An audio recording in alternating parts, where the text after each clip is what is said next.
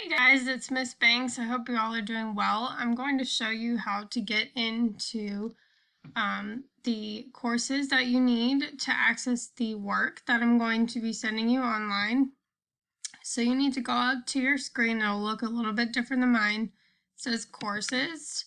If you're looking for language arts and you're in grade 4, you would click grade 4 language arts.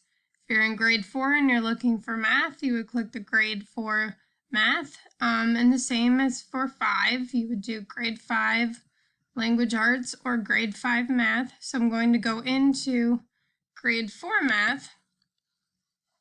Here you will see all of the resources for you, the student portal. That is usually on your home screen.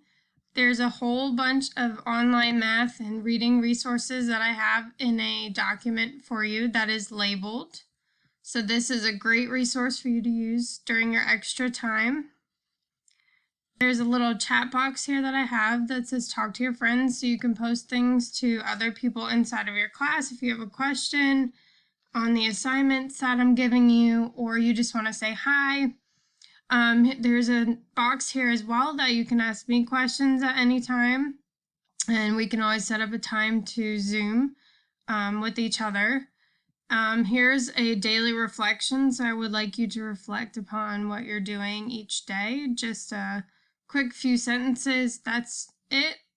If you click on that, it will take you to a little thing here that you need to click, which takes you on to Google Docs, and it shows you the different days here, so you should have one for every day.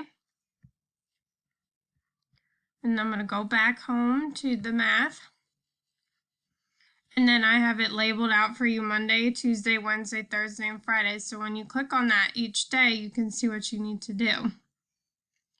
And Monday I have you playing some extra math, or you can play that multiplication topic, that card game that we used to play in my class all the time, where you flip the card with somebody and whoever has the higher number gets to keep the cards.